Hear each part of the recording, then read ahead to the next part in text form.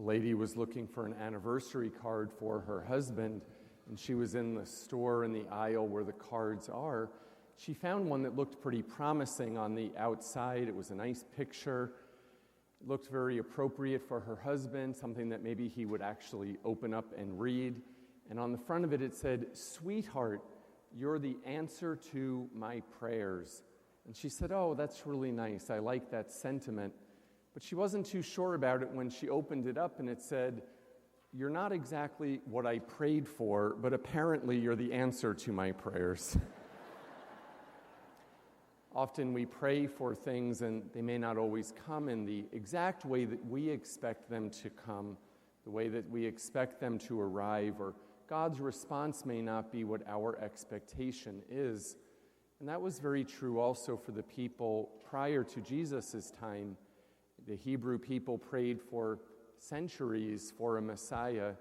We hear about it in Isaiah's book, in Isaiah's writings, Isaiah being one of the most prolific writers in terms of the whole Hebrew scriptures or the Old Testament.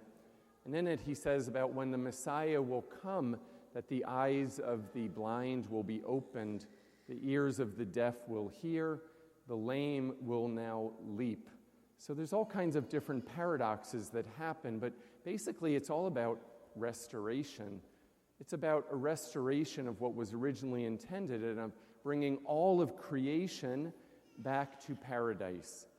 Jesus furthered that himself when he did arrive, and he brought not only creation in terms of those things that maybe do not have life in the same way human beings have life to restoration, but he also brought paradise back for the human person, or the ability to know what salvation and redemption is. And the Lord did that through his own healing, through the way that he preached a gospel of mercy, a gospel of hope, and one of joy, that for all who maybe had issues and concerns, those who maybe were suffering, that he was able to bring hope. You see, Jesus didn't come only for those who everything seemed like it was going well for them. You know, sometimes we preach a type of prosperity type of gospel, but really Jesus came for the poor and the suffering. He came to lift them up, to make them whole, and to make whatever issues that someone had or challenges, gave them the ability to overcome them, to be able to find great peace with him. And so in the gospel reading today, I wonder if John the Baptist was satisfied with Jesus because he sent his disciples to go ask Jesus, "Well, are you the one who is, or is there another who's still yet to come? Are you the Messiah?" It's almost as if John was doubting that maybe Jesus wasn't the answer to his prayers. But I think we all know that certainly the Lord was the answer. And John himself realized that in terms of he gave his life, his head on a platter, in order for the beauty of faith. He would not relent. And so today, as we hear these particular readings, it's really a chance for us to think of what are we really hoping for this Advent season? What are we praying for? What are we looking for? What are we seeking? Sometimes this is a very challenging time of year for many people. Challenging because of wondering, well, there's kind of those small type of concerns. Well, what am I going to buy so-and-so for Christmas this year? Then there's the challenges of, well, how am I going to pay for it? Maybe you're wondering, well, I got to plan the menu for Christmas Day. Maybe you're wondering of who you're going to invite, a little bit more of a serious issue. And maybe in your family, there's not perfection there in the family, but could this be a time of restoration? Could this be a time for your family of overcoming some differences? Often at this time of year, there's an incredible emotion that overcomes people, and we're able maybe to reach out in ways that normally during the rest of the year we're not able to. Maybe our defenses are a little bit down, so it's a chance for us to give up whatever issues maybe we have with people and rather think of the person who is most important at this time of year, and that is Jesus Christ, and how a deeper relationship with him can heal all wounds. A deeper relationship with Christ can bring light in the darkness. I went yesterday to the mall, and I tell you, I don't often go to the mall. And I walked into a clothing store.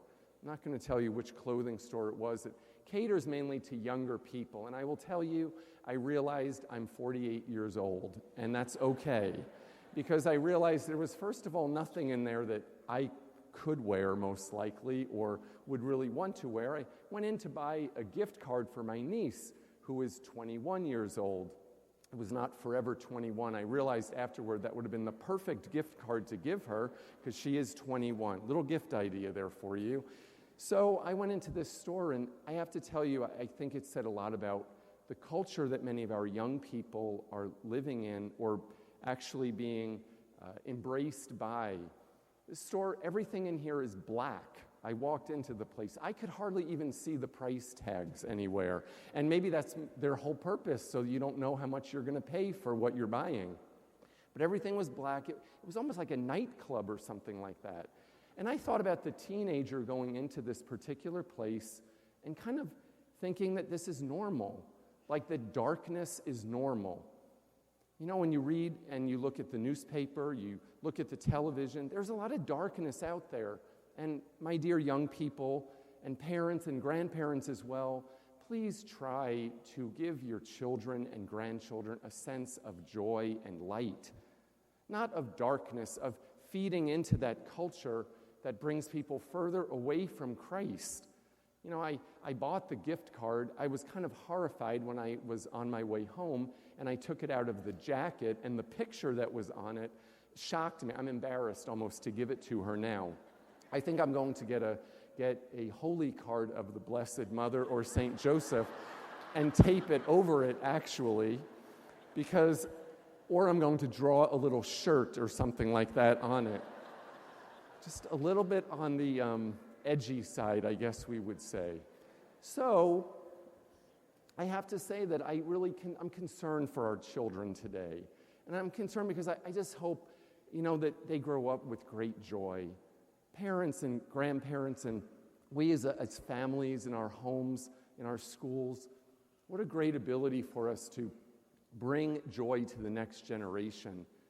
I don't know what they're praying for this Christmas. They may not get the answer to all of their prayers either, but I certainly hope and I pray that truly they will see through the example of others that great joy comes through a deeper relationship with Christ.